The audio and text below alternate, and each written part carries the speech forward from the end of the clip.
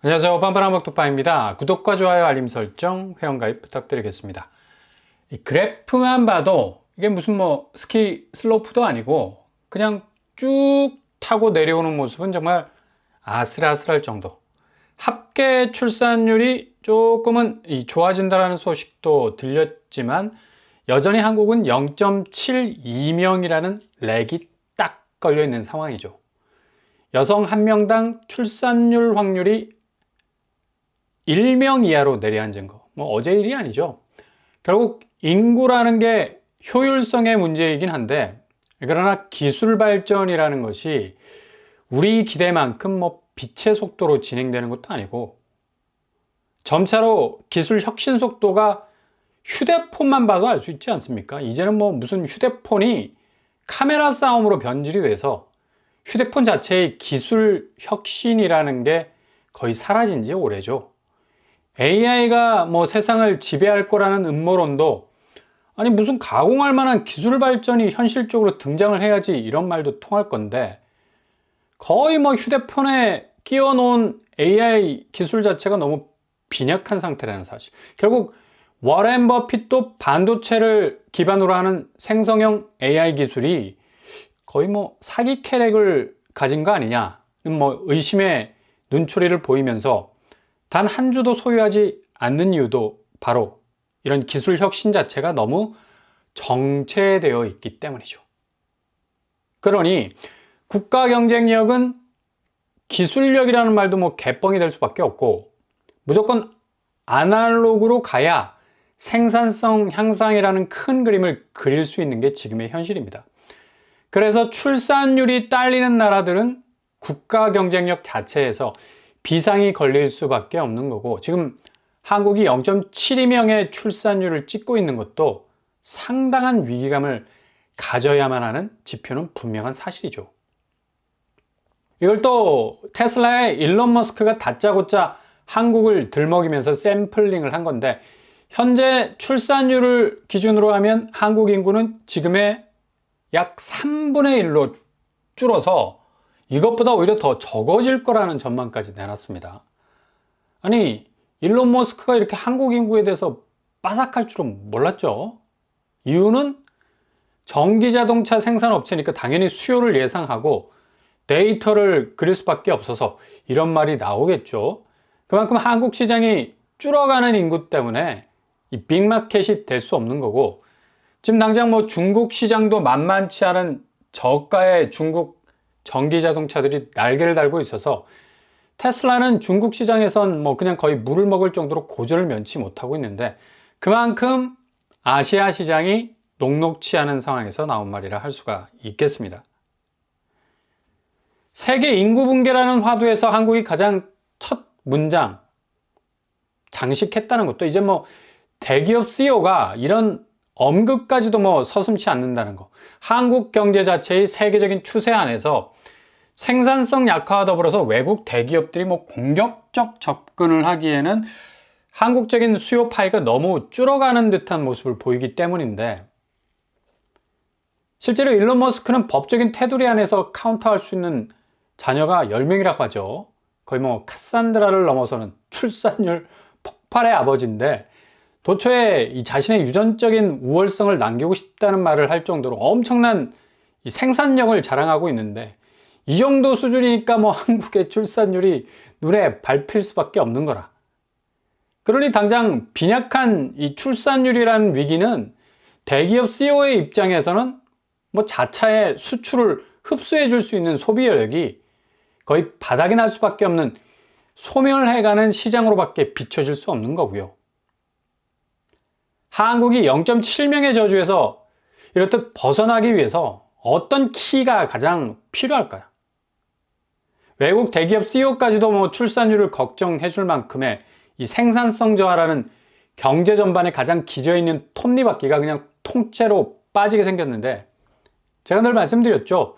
대한민국은 어떤 분야에서 논란이 되든 간에 기승전 부동산이라고 그냥 피해갈 수 없는 마지막 능선과도 같은 이곳을 지나지 않으면 해법이라는 게 존재하지 않아. 바로 이 부동산 문제가 해결되지 않으면 모든 문제가 꼬일 수밖에 없는 거고, 모든 문제에 대한 답을 가지고 있는 듯 보여도 부동산 문제에 대한 해법이 없으면 실마리조차 풀 수 없는, 더 꼬여가는 실타래가 될 수밖에 없는 현실입니다. 이렇게까지 이 출산율이 처박히는 이유 다른 거 없습니다. 바로 집값 문제죠. 집값 문제. 하늘이 작년에 2015년 정도의 집값 수준까지 가격 수준이 낮춰진다면 1.6명까지 출산율이 회복될 거라는 발표를 이미 했었습니다.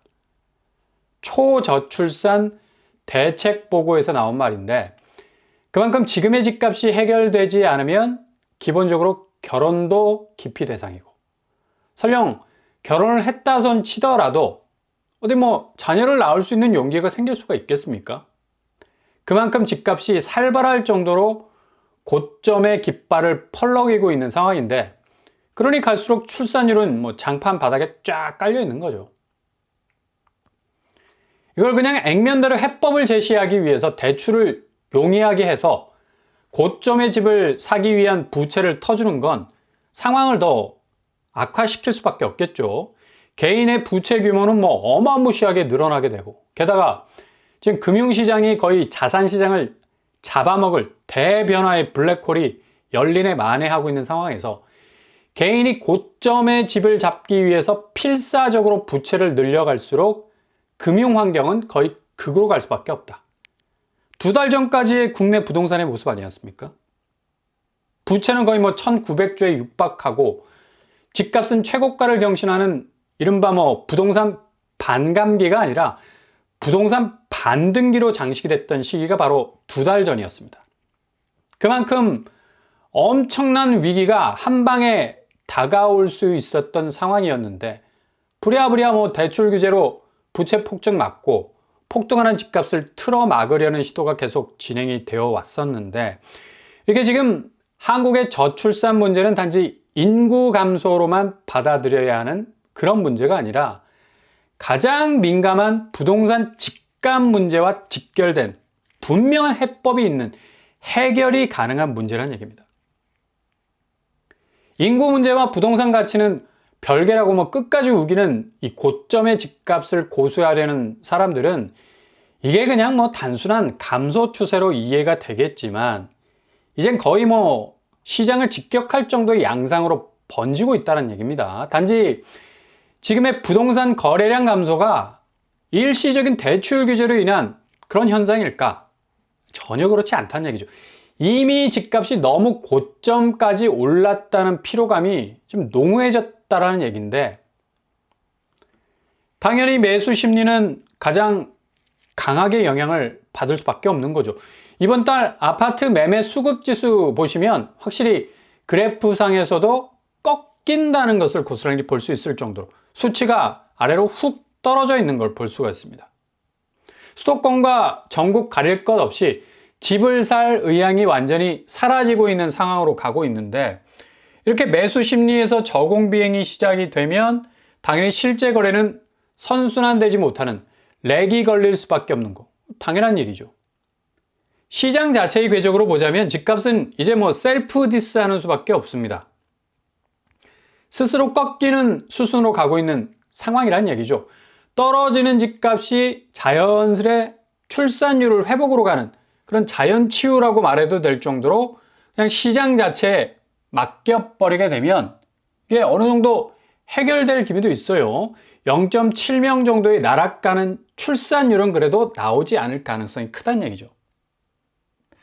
올해처럼 정책 대출이 본물 터지듯 내년에도 쏟아붓기 힘든 것도 지금 너무 재정 적자 상황이 지속이 되고 있는 상황이고, 세수가 30조 원 마이너스가 나서 외평기금과 주택도시기금 일부에서 차용을 해와야 할 정도로 좀 이렇게 급박하게 가고 있는 상황에서 내년도에 부동산 시장에 쏟아질 정책 대출 55조 원이 제대로 풀리기는 좀 힘들 것으로 전망이 됩니다.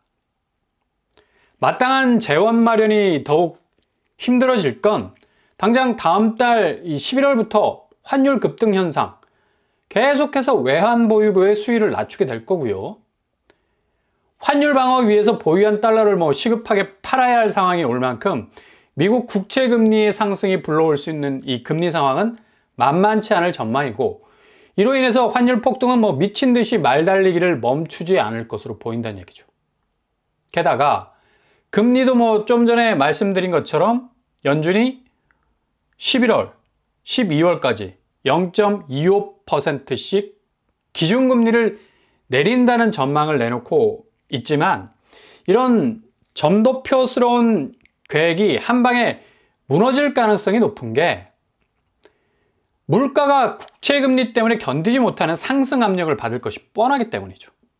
이로 인해서 시장금리는 다시 분수쇼를 방불케 할 정도라 솟구칠 가능성이 아주 높아요. 그러니 인위적인 대출 풀기가 상당히 어려운 이 재원 마련 상황이 펼쳐질 것으로 보이고요.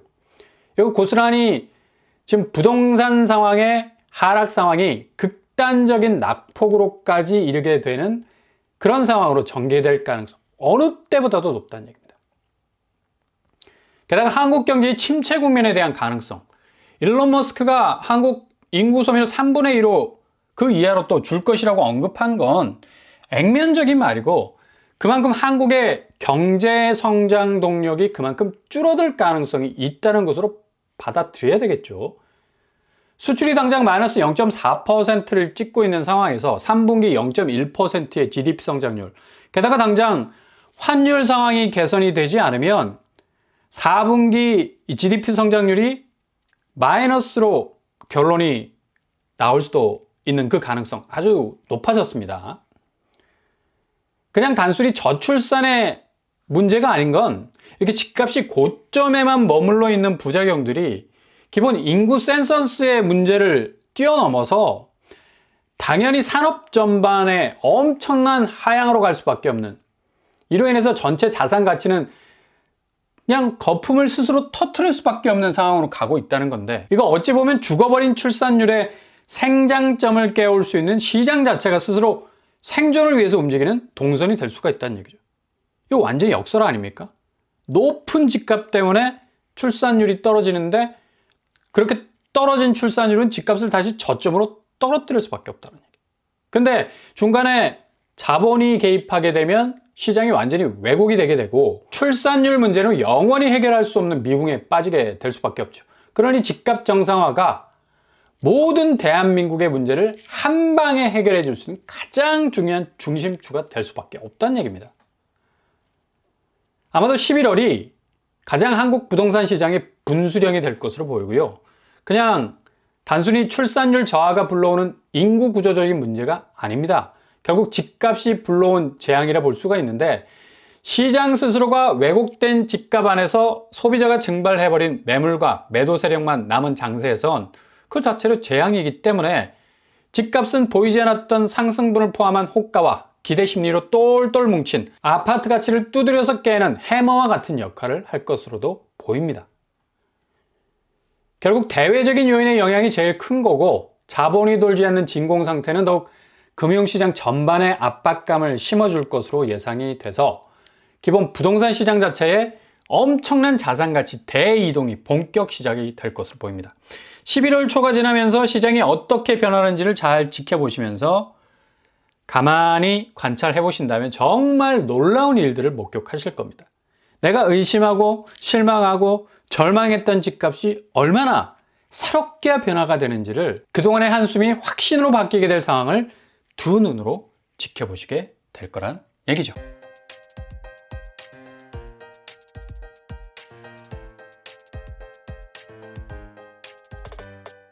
오늘의 부동산 캐릭터죠. 단순히 출산율 문제가 아닙니다. 일론 머스크가 언급한 한국은 3분의 1로 소멸하는 단계로 간다는 얘기, 산업 생산성 그리고 경쟁력이 그만큼 쪼그라든다는 얘기고, 금융시장이나 자산시장에서의 급격한 가치 변화가 밀려 들어오게 되는 그런 시작 단계라는 얘기죠. 11월의 대변화에서 분명하게 여러분들이 목격하시게 될 겁니다. 오늘도 응원합니다. 항상 여러분의 길이 꽃길만 되실 수 있길 바랍니다. 이상으로 뻔뻔한 복덕방을 마치겠습니다. 구독과 좋아요 부탁드립니다. 감사합니다.